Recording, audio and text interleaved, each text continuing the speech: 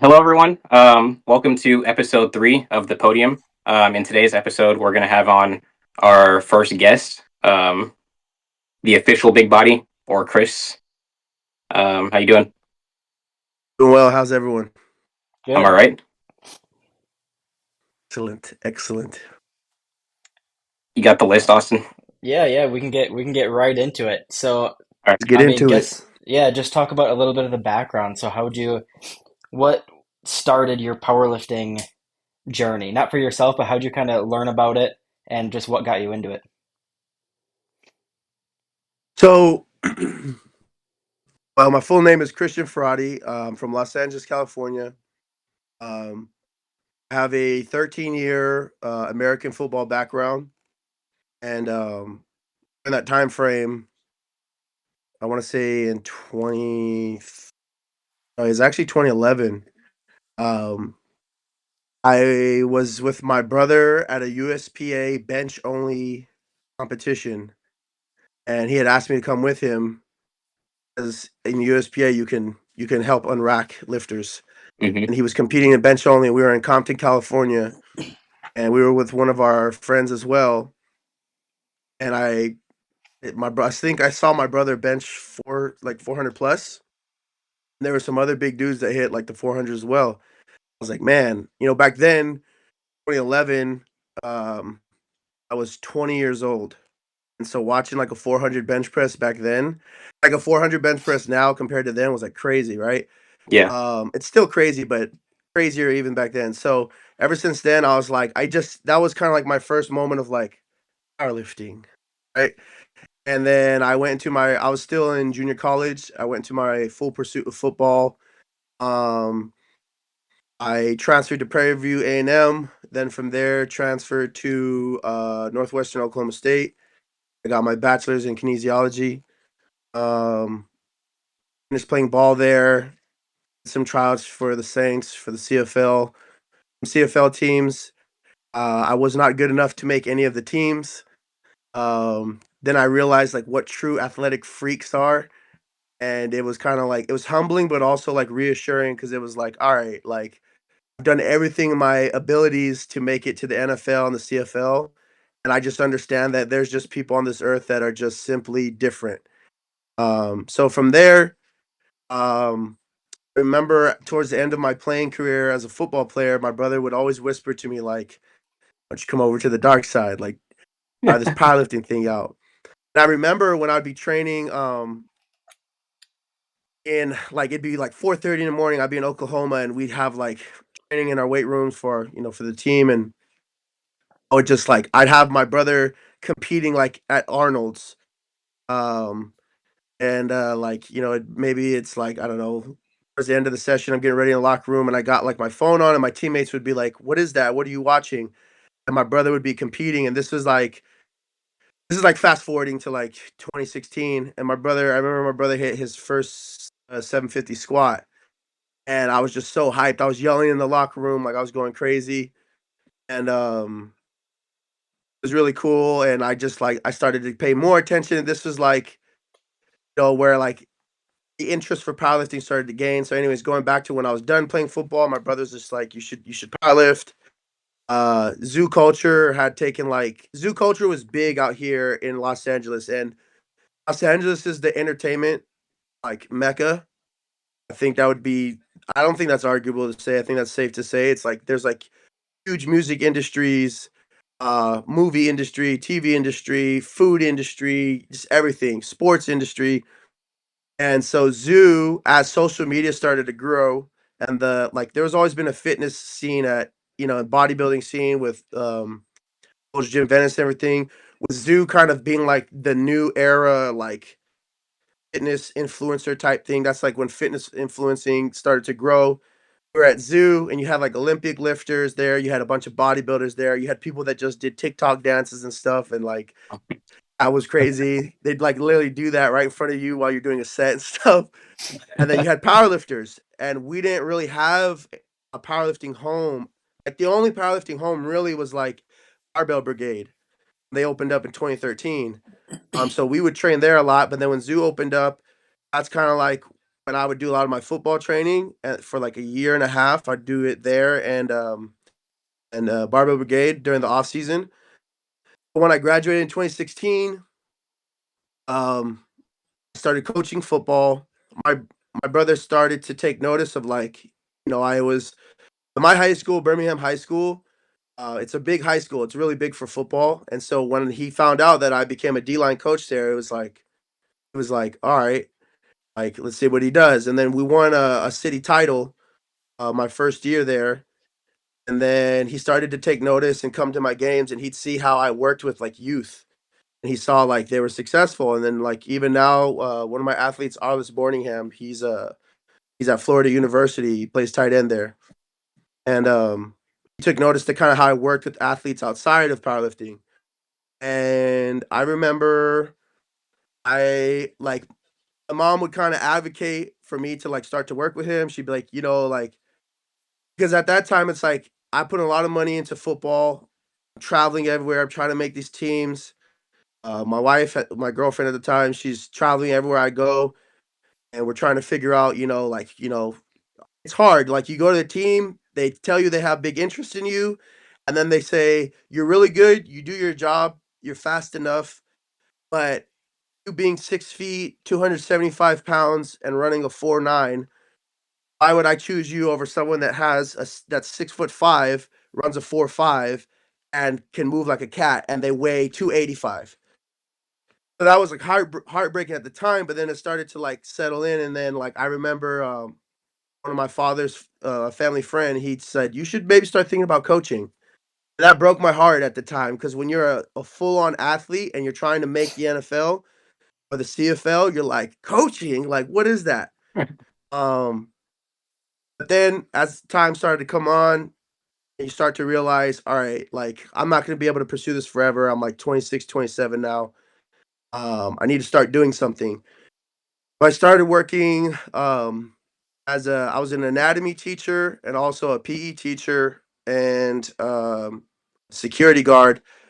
I was doing that at one high school, Rebay Academy, and then I also was doing that at Birmingham High School as a security guard there. And as I was doing that, we started to talk a little bit in my family, and I remember one day I just like started to lift, started to power lift, like I started to squat, bench, and deadlift. My brother took notice to my anatomy and my leverages, and I was a lot lighter then. And he was like, you should power lift." Like he's like, "I'm gonna have you learn from Will, Coach William Squats. He's gonna oversee your training.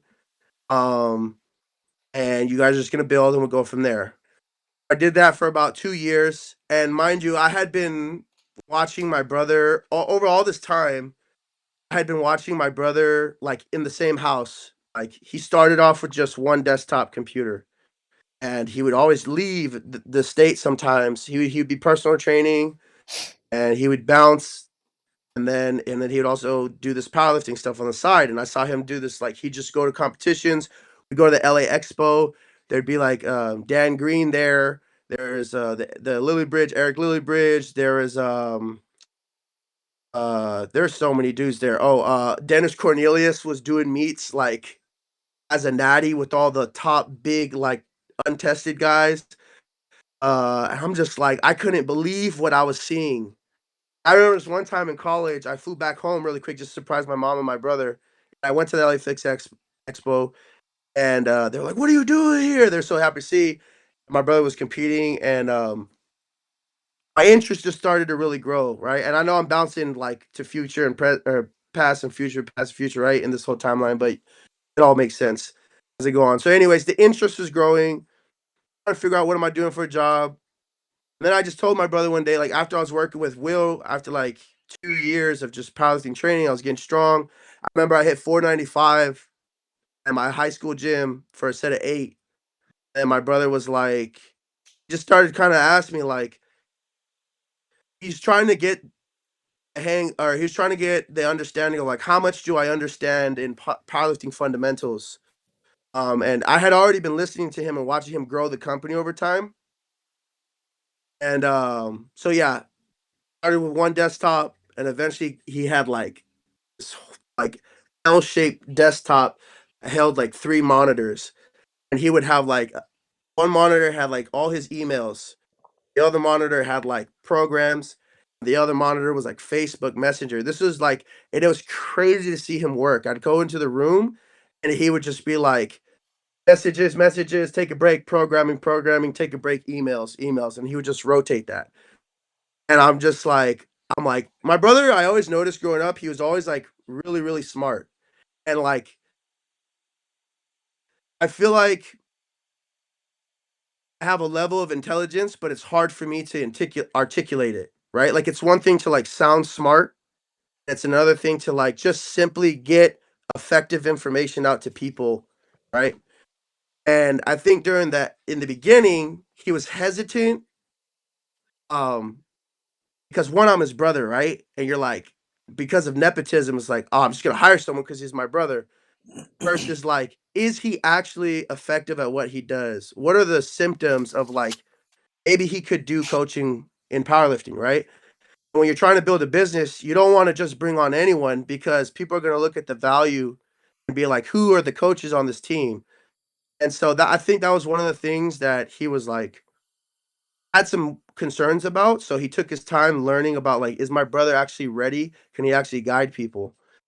And Honestly, that's when we like a started out, well that that's what was that's that? like a that's like a funny point because when I first like applied to get coaching from Flex, uh, Yeah, I didn't know any of the other coaches besides Joey, and I yeah. think my only option was you for coaching, and Same.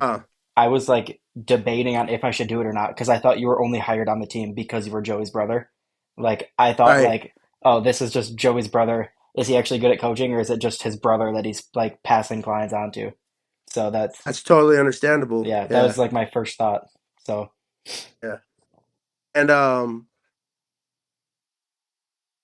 I remember like he would just keep asking me, and then it was like months of him just like kind of like picking my brain on what I know, and he would just monitor my progress with Will. And I kind of got a little like, I mean, I tried to be patient, but after like 7 months of him just trying to figure out like if I was ready, I just came to him one day and I was just like, if you give me an opportunity, I promise you, you won't regret it. Like I will be, I will be probably your hardest working coach. I will do everything to uphold the team's reputation. I was like, I'll do whatever I can. But I started to realize like I really enjoyed powerlifting.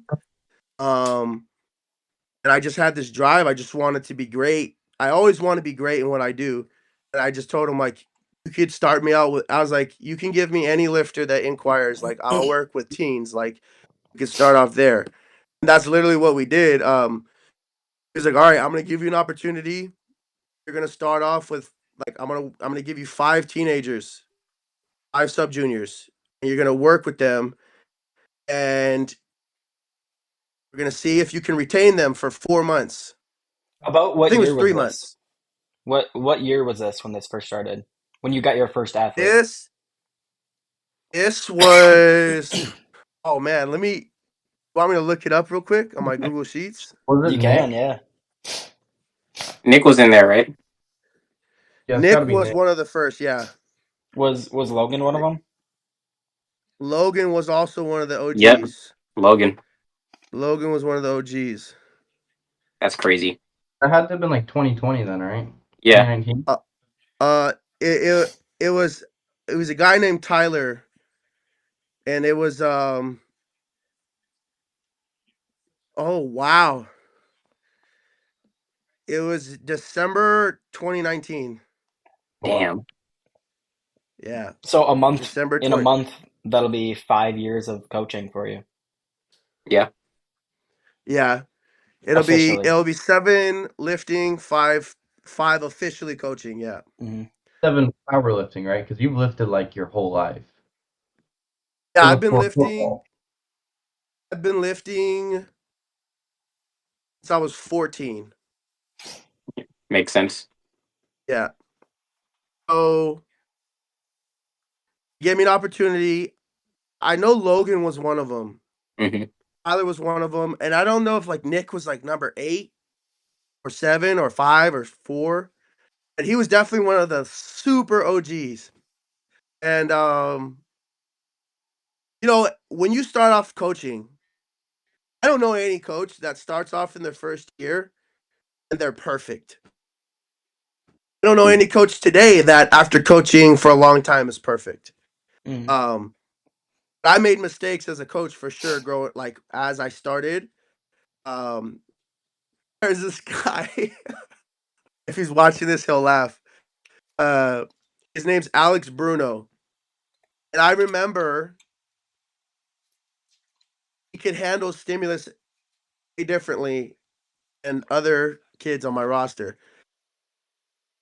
and he wasn't getting hurt, but he wasn't getting stronger, and it was like Hmm. 5 months worth. So I broke it. So I went to my brother for, and I seek like guidance, and I was like, "What am I doing wrong here?" And he goes, "Your deloads are not actually deloads. Like you have the intention to bring down their stimulus and their total workload." And he was like, "They're actually not deloading. This guy hasn't deloaded essentially for 5 months." And it was like one of the Yeah. it was the simplest. It was one of those simplest but most memorable, hardest lessons as a coach. And so we deloaded him, and then the very next block he hits PRs.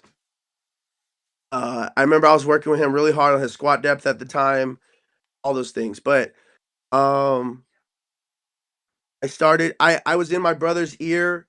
Like I live in the same city, right? Would call my brother every single day, and I would just ask him questions every day. When I was at the house, when I go to his house, or we'd spend time, I would keep asking questions, everything about programming. He would send me Jesus's blocks, Russell Orh's blocks, Amanda Lawrence blocks, Isaac Whistler blocks.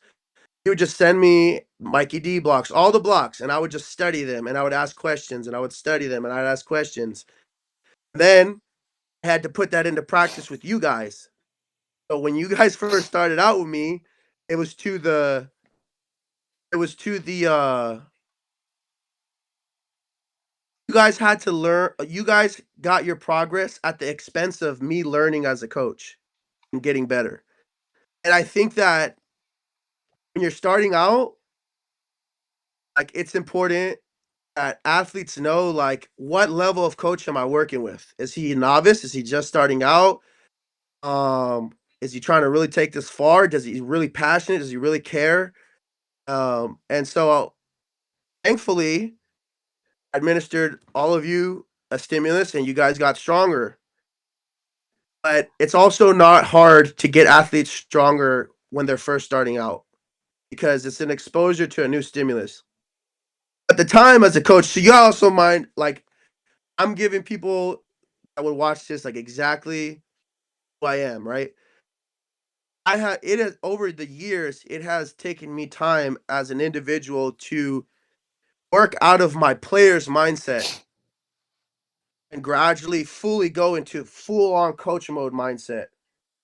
And even today, I still have that competitive drive as if I'm a player. I come from football where like I'm coming after a quarterback. My job is to like take a grown 6'4" man and like literally drive him into the lap of a quarterback, take the quarterback, slam him into the floor, and tell everyone you can't mess with me and I'm gonna come back and do this again the next play. That's such a physical environment. It's very violent. It's a lot of violence in football. You come over to powerlifting, it's way different. It's completely different. It's like if you say those type of things, people would look at it as cringy, or people would be like, "This is not war. This is like we're just lifting weights." People want to have fun. People want to relate with each other. People want to go in and just like it's self improvements. People want to do their best. If you really are competitive, then you want to be like, "All right, let's see who can lift the most today," right? Hmm. So it's taken me time, and it's been at your guys' expense. And luckily, I mean, I would like to think it's still working out. Um, and I mean, Noah, obviously, Noah, he's going his own route, which is totally fine. And that happens too. And I'll talk more about that later. But At your guys' expense, because you guys have allowed me to make my mistakes and learn, I've been able to become as best as I can now.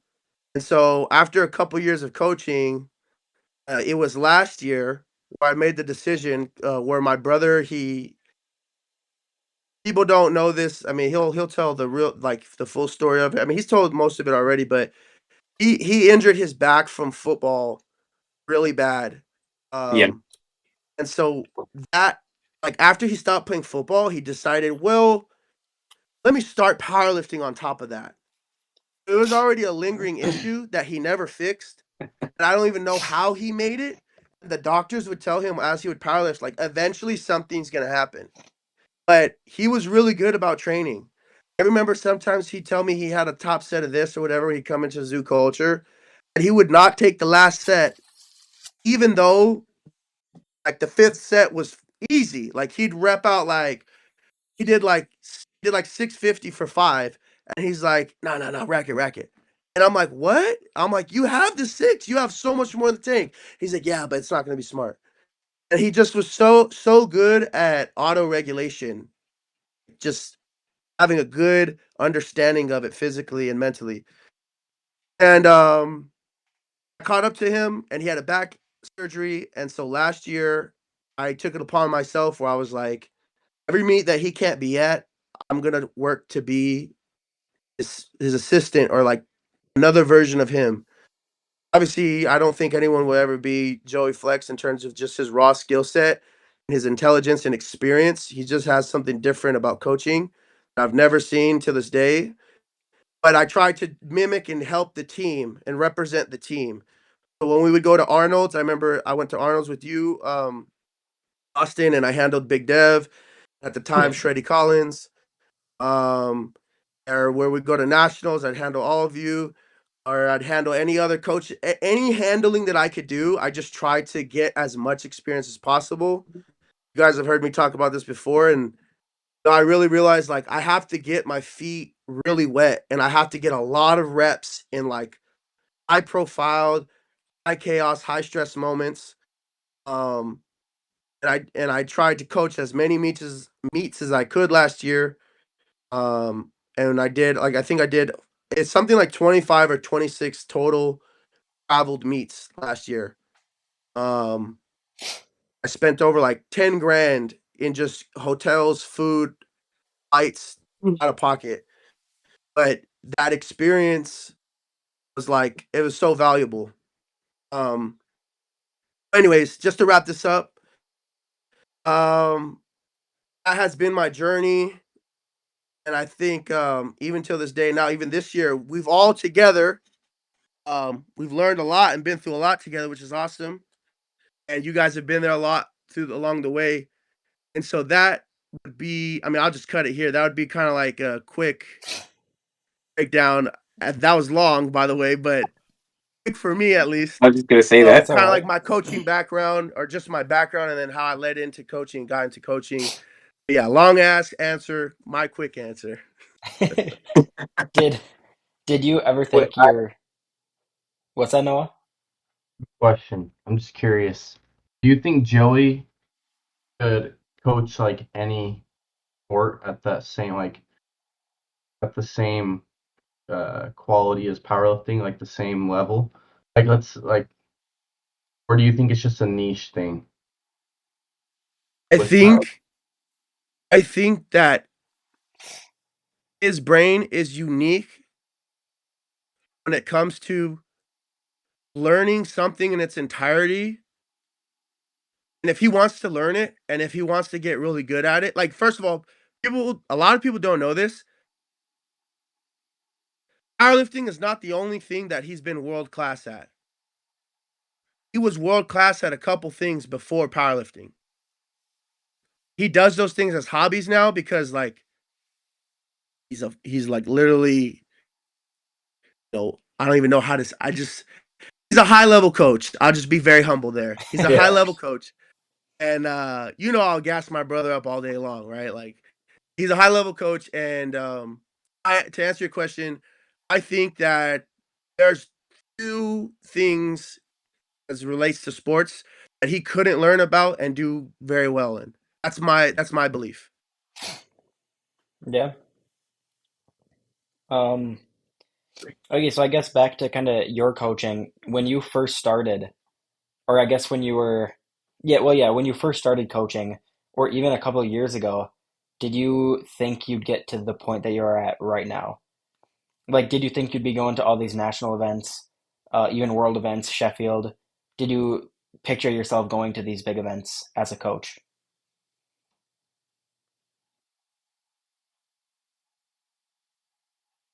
I knew I knew that when I was starting out, and even just a couple years ago, I knew it was where I wanted to go. When we heard about Sheffield, and I've always wanted to coach on the world stage. I've always wanted to do that, and I remember I've always talked to you guys about it, about you guys getting there. Did I think that I would get there? It was always in my mind.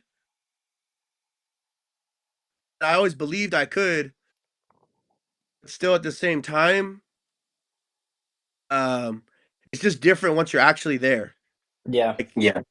when you're standing in in the arena at Sheffield, or you're standing in the that venue at Junior Worlds was awesome. yeah, I liked it. Um, yeah, like you're standing there and you're just like, that's when you kind of say, I can't believe I'm here. hmm For me, at least. Yeah, I mean, it's almost a similar thing for. It's a hard question because when I first started powerlifting, I I guess I believed I would get to national level, but not in the same way. Like it feels, I believed it would happen, but it feels way different than I expected, I guess is a way to say it almost. Yeah, Yeah, it's hard. it's very hard. Um, Yeah. yeah. So with your football background, do you think that helped you in powerlifting, or do you think it would have been easier if you wouldn't have coached football and got into powerlifting earlier? Or do you think having that football experience has helped you as a powerlifting coach? So I had a lot of amazing coaches growing up, from high school to the university, college level, and to the pros. Like, I actually worked with Mike Stock. He was the Green Bay special team of the year coach, the Green Bay Packers. And so coaches like him, I learned a lot from coaches like Dan Lemke, Matt Walsh, Chris Jones, uh, Coach Rose from Birmingham High School. Um, so many coaches, so many coaches. There's a Coach Lindheim. Um, I can go on and on and on. There's great coaches out there. I learned a lot from them. And it's something that like what I learned from them, I would always hear them talk about the game of football from a very experienced, very poised, and very wise standpoint. And I think that's something that I really took from those coaches. They all coach differently. I took a piece. They always say in football, like when you coach football, you always take a piece of the coaches before you. Um, and I think that has helped me gain a particular vision and view on sports, and especially in a competitive field where I feel like it's helped me the most, especially in powerlifting, look at things from a lens where I'm always asking, and again, I say this as humbly as I can, but I just objectively, I'm like, wow, like there's certain angles or certain key details that people are not looking at the sport from, and I feel that that's an advantage.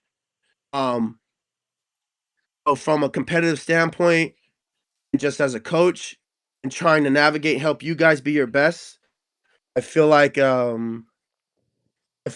am a better coach because of football. I don't believe that I would be the coach that I am today without it. I think it has helped me a lot for powerlifting. Makes sense. Um, I have something to add on that. Um, so we've been working together now for about like 3.5, going on 4 years now, Yeah. and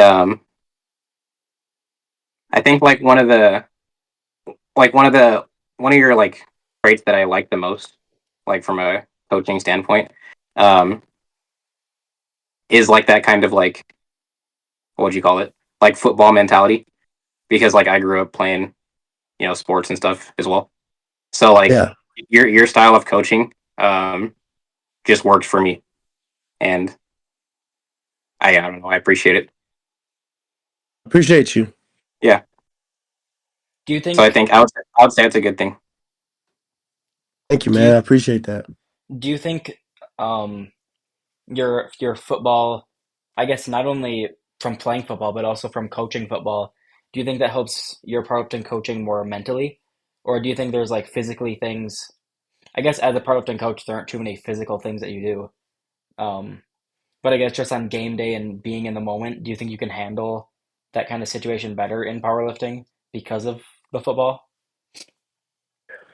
I have handled. Imagine you have a very like intense, high stress situation with the games on the line, and you have a set of parents over your shoulder right by the gate where the players are sitting, and you're hearing them mother f you because they don't like the fact that their son's not playing, and like they're not playing as much as they want them to, and you have to make calls, and then like when you have time you kind of have to like they have to know like you need to get back in your seat, like this is whole team's gonna lose right now if you don't like they're irate, they're like belligerent. uh Things are different here in Los Angeles, and so like I mean they're like mother, and dealing with like chaos, judgment, also people that are not aware of key information.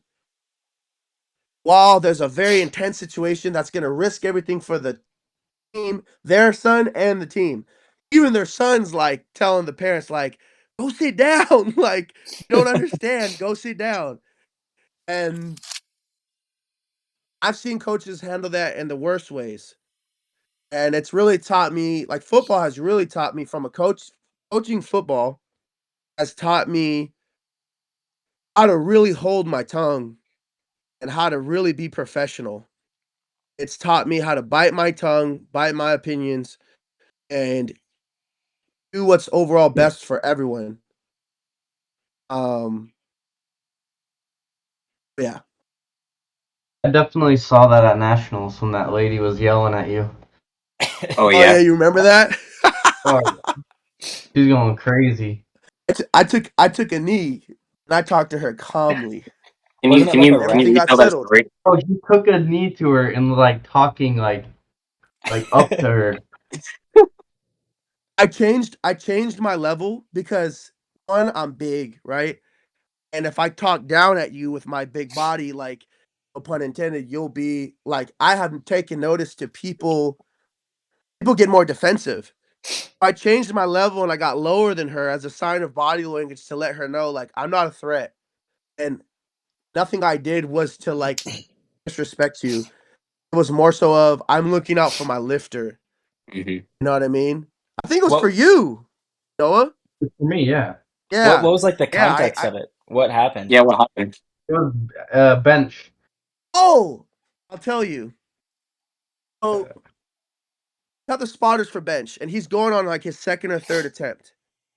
And front the head judge cannot give the start command until the side judges also give the head judge the cue. All right, he's ready to take his attempt. They have to put their hand down once the butt is set, feet are flat, set up is proper, right? Side judges, one of the side judges was like flying like a pigeon or like a bird, like you can start it, you can start it. And I was like in literally presentation point for like 15 full seconds. And I'm like, Jeez. this is BS. Like he's gonna get zapped. Like we practice long holds, man. But well, I mean, he's been training on his own for a while now. But like I do ask athletes to execute to competition standard. You guys see me hold super long holds when I bench. Try to emulate how we try to practice how we're gonna play, right? Gold standard. And The head ref couldn't even see the side judge. The spotters were completely blocking the view. And the head, like, I didn't understand what was going on. The head judge was just like, just watching and like looking in the view of the side judge, but couldn't see them because the spotters were blocking. And it took like 7 full seconds until finally the side judge got up and said, "Start him." And so I had a big issue with that because I'm like, I'm not gonna put no one out there, but it's just it could have had been handled better because it puts Noah at a big disadvantage. What if he got injured because of that? I'm just trying to look out for him, right? And so I went through the proper channels. But I guess she felt like the thing about referees is that if they make a mistake. First of all, we're all humans. You're going to make a mistake. Even referees make a mistake. It happens in the MLB, NFL. What makes you think it won't happen in the IPF or PA, right? Especially that's still at a lower level than these other sports, right? As far as like high level refereeing. They made mistakes, but it wasn't that I was trying to like embarrass them. They felt very embarrassed, and I could tell that they felt very attacked. But hey, like you made a mistake. I wasn't trying to attack you. I'm just trying to look out for my guy. When she came, it was like, and, I'm not gonna put her name out there. But she was just like, the first thing she said was, I've been coaching or no, I've been benching on the national level for 15 years. And I will tell you, and I could tell like her voice was jittery. She was shaking. Her eyes were watery. I could tell she was mad. So I was like, okay, I'm like a lot bigger and taller than this woman. Like, I'm going to take a knee to change my level so she could feel more comfortable with me. I'm going to let her get everything out that she needs to get out. And then I'm going to explain to her very clearly, like, nothing I did was anything negative towards you.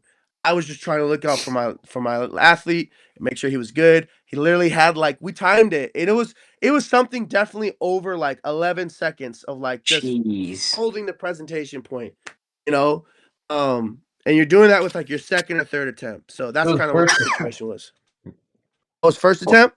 Yeah, I didn't take a third. That Oh second was yeah. like, yeah, Yeah. It zapped you. Like when you yeah. tried to press, you were like, what the I remember. I think you were saying like "what the f" like as you were pressing or something. Yeah. No, Like, bro, how long is she gonna hold me? What? was it longer than the first team nationals? Oh my gosh, Oh, dude. oh, this isn't the first time this That one happened. was I forgot. crazy. Yeah, first Yeah, nationals nah. was crazy. I think it was longer. No, it's got to be your fault somehow. It's happened to you Dude, twice. man, I don't know. They just don't like the crooked bench. The comedy. No. Honestly, we could go back to the film on this one. It wasn't his fault. Because the side judges were literally saying start the attempt. Yeah. Hmm. They were waving their hand like over and over again. The head judge just wasn't in a position to see it. But and that's what I was trying to tell them. Like spotters have to be out of. They don't have to spot before the commands are given. Let the commands be seen first, then walk up to spot. Oh. Yeah. Yeah. Yeah, I don't know. Somehow it's got to be your fault, Noah. I gotta change something, dude. I just gotta practice the long hold, bro. At There. Teen Nets, it happened to several people though, didn't it? It wasn't just Noah. Yeah, That no, was it that happened was to multiple people. What's yeah. What, That that in was one Colorado? from New York? What's his no. name? No, in Illinois. Yeah. What's that short? Is it Derek? What's his name? Who? A kid from New York. The really Oh, short oh one. yeah. Derek. I think it happened to Yeah. him too. Mm. Um, It was it was and a I, it was a whole big problem just on that platform. yeah, Oh, yeah, I didn't know that. Yeah. Yount. I'm just kidding. Kevin Yount. Wait, I think I found it.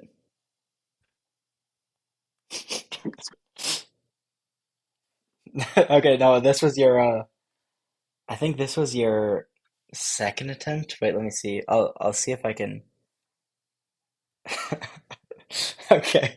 This was I don't know if it'll even show on here, but Oh yeah, that one. That I was see team it. that. you unrack it right there. Crazy. Is it paused? No, that's the whole time. Did you ever ask them why they held you? They Like, said my butt wasn't down, but my butt when I was benching him like that way I bench, my butt starts on the bench. I never pick it up. Mhm. yeah. Mm. And they said my butt was on the bench. And then in the next attempt, I set up the exact same way, and they just gave me the start command. Interesting. Like, I didn't change anything, Yep. People don't like the crooked bencher. dude. Yeah, Didn't you try to fix that for a while? yeah. There's no fixing that, bro. Because I I remember had to you start like doing. I remember you stressing in the warm up room like, can you can you have the rack in on one side for bench? I And I know. was like, no. I asked Chris about it. I was like, bro, can you camber one side for bench? And you're like, I don't know. I don't think I've ever heard anyone ask that before. Wait, did you do that in training? Yeah, I did it because I'd clip the Really? bench, or I'd hit the bench every time. Motherfucker. Yeah, no. Especially on like a Uh, Rogue or Hansu rack, they're so wide. It's Yeah. really I have yeah, to set up extra like I I'm like pulling the bar from here to get away from the pins. Yeah. yeah, yeah, makes sense. All right. Um, so I guess kind of going back to just your coaching, what do you think is I guess I'll start with best. What's the best part of coaching? What's the best part of powerlifting coaching? About my powerlifting coaching. Yeah. Just what's the best part? Like, why do you love it? What's the most rewarding part, I guess? Oh, for me, Yeah, yeah, why do I love coaching powerlifting? yeah, yeah. What's the best Yes. part about it? I love, so like what I've learned is that individuals and how their mindsets are formed in the beginning. Um, they always want, which is like most things, right? They always want quick results. They always want, they're always looking for like a high level of success that they see people have on social media, the top tier people. Hmm. Um, I enjoy the process of taking the lifter and saying, this is Jesus Olivares. You're not going to get anywhere close to here like that. The way that you get here is I'm going to see you every day. I'm going to speak with you every week. I'm going to speak with you every month. And I'm going to pinpoint detail every flaw that you have. I'm going to hold the mirror to your face. My job is to hold the mirror to your face on you want to get here, but you're not here yet because you're still doing this wrong. We need to develop this. We need to improve this. And it can be anything. It doesn't have to necessarily be technique, execution, load selection. It can be like their approach to training, their mindset to training. Like we were talking in the group chat not too long ago about like sometimes a lifter's not progressing a lift because they simply are not treating that lift like their favorite lift. It's like, oh, it's just bench, and they just trying to get through it. Like, and they think like, I came in and went through the motions, so I think I'm gonna get stronger.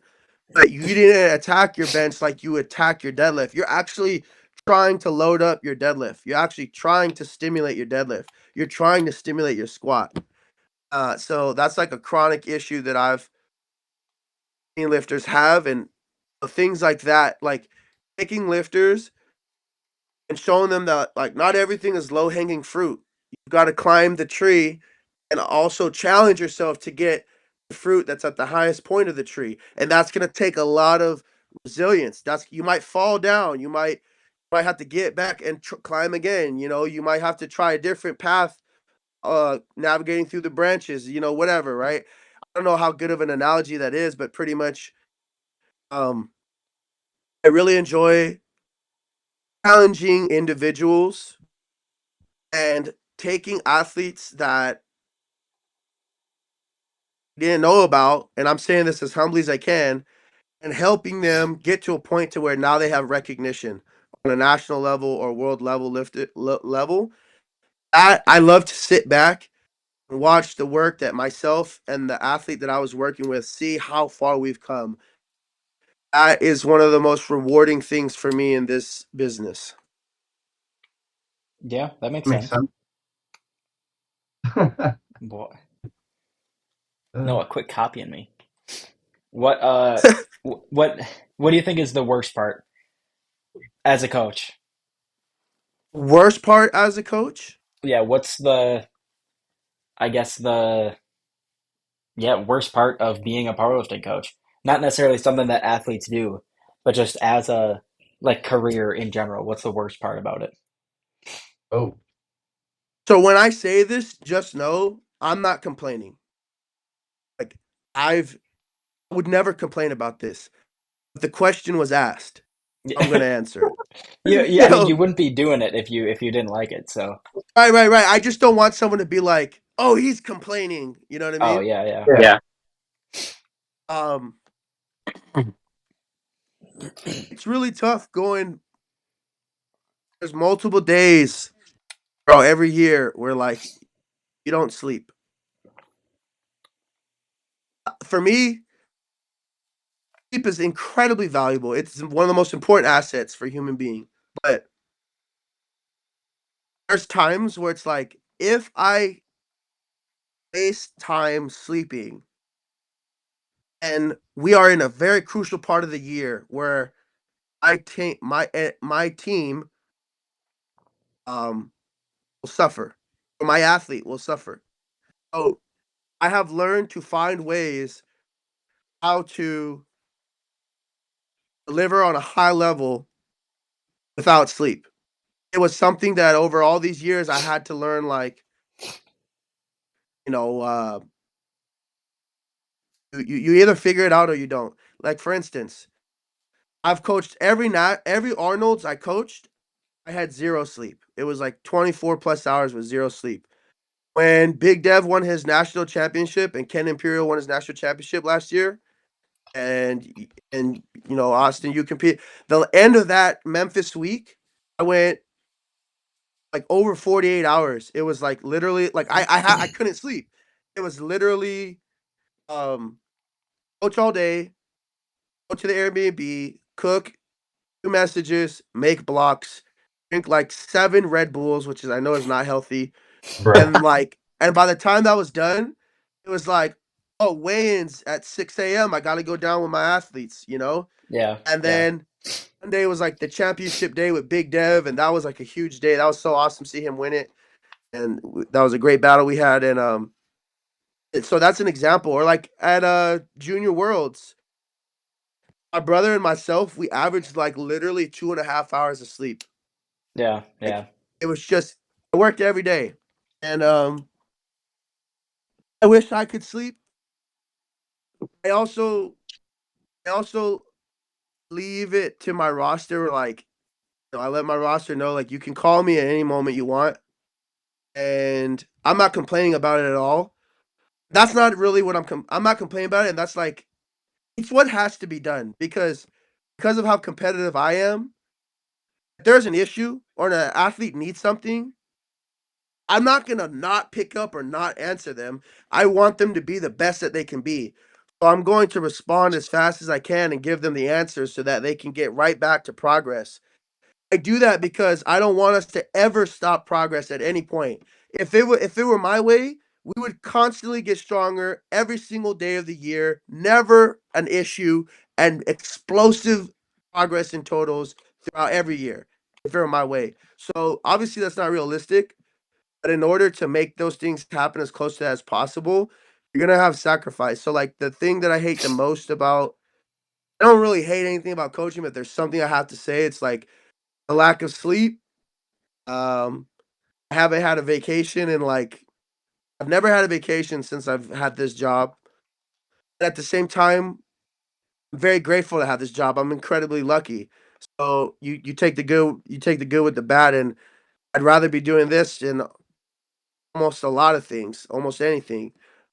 Probably anything. Like I love where I'm at now. I have no regrets, and so it's really just I always wonder like what's a true vacation feel like, or what does it feel like to like always get good sleep? Um, and then like that super high stress of coaching. It's something I definitely could do without. But again, like I'm not complaining. It's just coaching's not for everyone, especially powerlifting coaching. It's not for everyone, and you have to really be cut out to do this. Like you have to work at it. You have to constantly like assess yourself and make sure that you're extremely efficient in your schedule, your prioritization, just everything. So those things I would say are like the things that I don't necessarily like. So there's a lot more bad to good, is what it sounds like. Absolutely Yeah, not. I'm just joking. No, I'm Uh, just joking. yeah,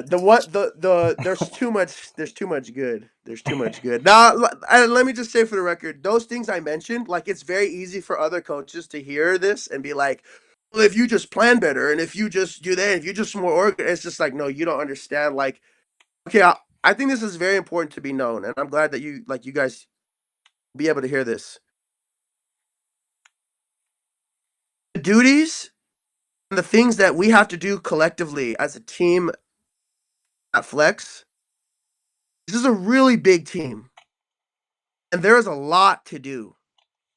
Um, and that is by the nature of winning. Like just by the nature of the success that's come. So we work really hard to manage as best we can. The athletes are always first. At the same time, like I have multiple coaches on my roster on our coaching roster, and if I'm at a meet and they need team and they need help for the team, I'm not gonna say no. And we have it. Like I remember there was a team that's where like I handled like 12 of you in one day. Oh yeah, the Illinois one. Yeah, yeah, you handled That everybody. day taught me moving forward, I'll never do that again. Team Nats was I could crazy. do it, Yeah. but like it's just not everyone's going to be the most successful. But everyone wants to have their coach fully focused on them to have their best day. So now, like our like because of the amount of people we have at nationals and stuff, we organize it very cleanly now. Where it's like any coach that's free, you have to like help out, like help out. Right? This is our athletes' moments, right? Um, so we just have a lot. We're a huge team, so they're like it's not the same dynamic as other individual coaches that just have a 50-man roster, or if they have an 80-man roster on their own. We got like over 500 athletes on our roster. You know what I mean? Flex. Mhm. So Yeah. the I say that just to say when people are like, just be more organized. Like, no, you do not handle the amount of volume. You do not handle the amount of duty that like we have. It's not the same.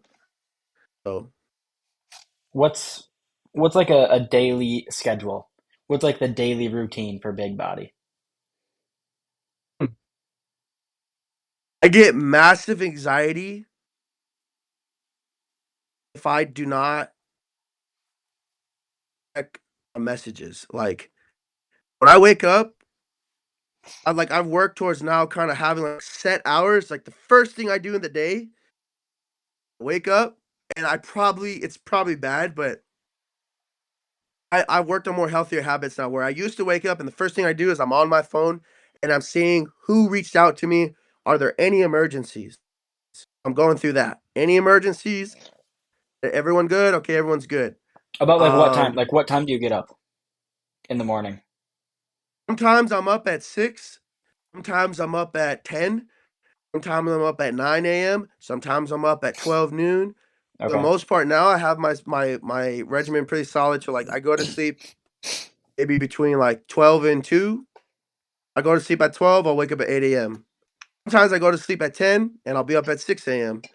Um, my circadian rhythm's pretty good. I get a lot of sunlight and all that stuff. So I wake up, I go to sleep, I wake up, try to wake up between 6 and 8 a.m. Um, check my messages, uh, reach out to my family, see if everyone's good, anyone need anything. Just check with them. I may make phone calls. Sometimes I have phone calls. On particular days, I have uh, some mentorships and just some consultations, like other little coaches or upcoming coaches, they will coaches are aspiring to get better. They'll, I'll have consultations with them, go on meetings, go over their programming, help them troubleshoot what they're doing wrong with their athletes, point out things of that nature, just answer the questions. Um, my programming days are I program every day. Like I try to do at least 1 to 3 blocks every day because it really does go a long way. But like my heavy programming days are my rest days from training, which is Wednesdays, and then Friday, Saturday, Sunday. Sunday, like today, I'm programming all day. I program all day Sundays. And I try to get most of it done so that Sundays are a little lighter, but it just depends. Sometimes like you guys have seen me say this on the close friends before. It'll be like Sunday night at 3:30 a.m. And I'll have like 14 lifters send me payment and be like, "Hey, coach, I need a block in the morning." I'm just like, so we've eliminated that issue now, but that was rough before. But yeah. So those are my heavy block creating days. So in general, like if it's a training day, wake up, do messages, check on my family, uh, make food, take care of any miscellaneous things. Maybe I'll do a block or two. I'll get ready to go train. I'll train, and then I'll come back, shower, eat, get steps in, do messages, and come back to the laptop, sit down, do blocks, a little bit more messages. If I get a little bit more steps, check my macros, and then that's pretty much it. I'll just start to wind down and go to sleep. That's a common day. It sounds so Common day chaotic. is pretty much training, messages, blocks, family. That's like a normal day. Question. So how does that mentorship work? Are there people reaching out to you? Is it people that Joey's giving to you? How I didn't know you did that. Yeah, so on my bio, I have a link for that. It's just my email. But what happens now is like my brother doesn't do that. My brother does The his workshops. workshops. Yeah, Yeah. he doesn't do individuals. Like he's at a point now where like he has a lot of people that it will sit for 2 hours and kind of be like in a class. For Yep. me, it's obviously it's another way where I'm being transparent. It's another way where I can add to business, right? Like as a bit, this is also a business. So as a businessman, you want to improve your business, right? I Mhm. also want to help. Like I see coaches. I'm by no means like if any coach ever tries to act like they have no flaws or they never make mistakes, like just know that's not possible.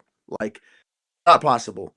Um, I'm not going to sit here and act like I'm the most experienced coach or whatever, but I would like to think that I'm very fortunate to have the mentorship and the information and the access that I have.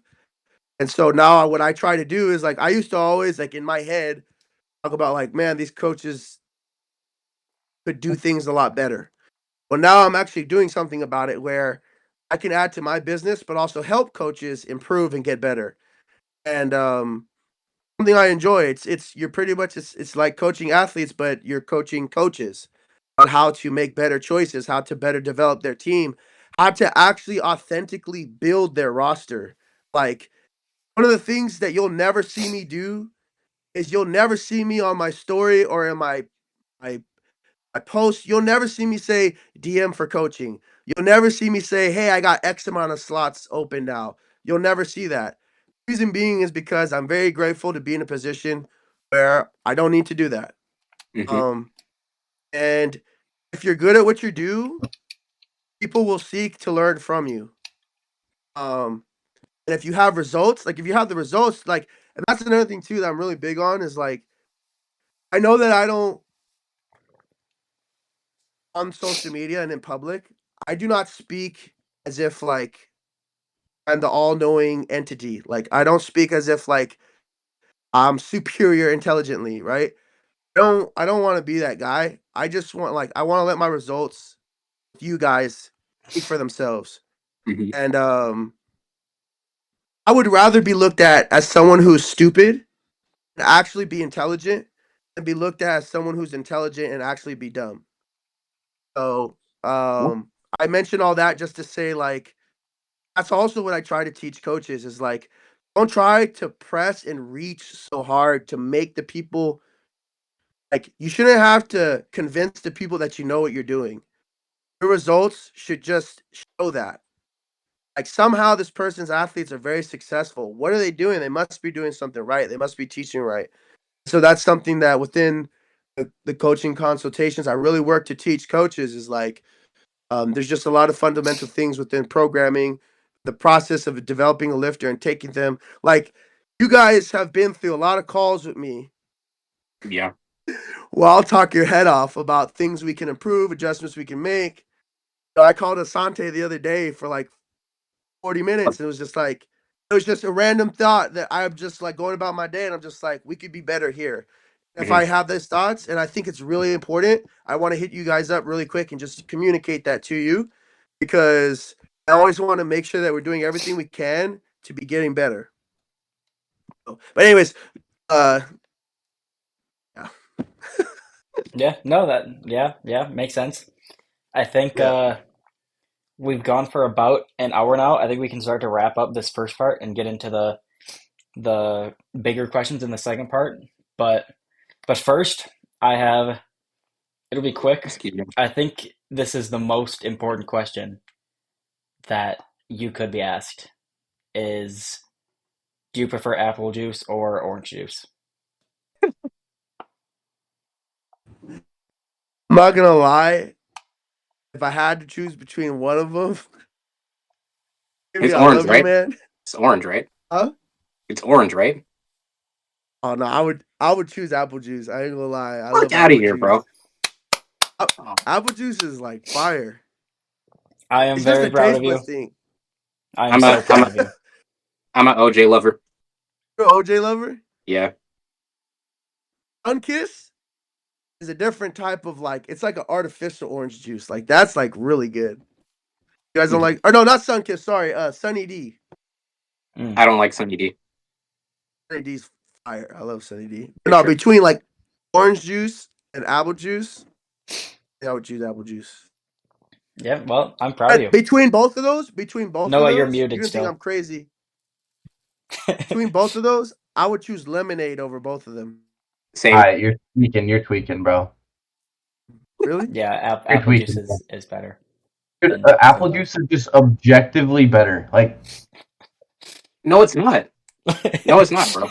Oh, Asante, I would, go I go would, eat I your would, ground turkey or whatever you're eating, bro. I would Huh? choose. I love lemonade. Lemonade's Bro, I like gotta. Lemonade's good. It's good. Alright, lemonade is wait. phenomenal. Hold up. Lemonade, you have to add stuff to make it fire. Apple juice is just fire, dude. It's just good without adding stuff. Like, you're not just gonna drink lemon juice, bro. I mean, I couldn't I you say would the same agree about with orange it. juice though? What was that?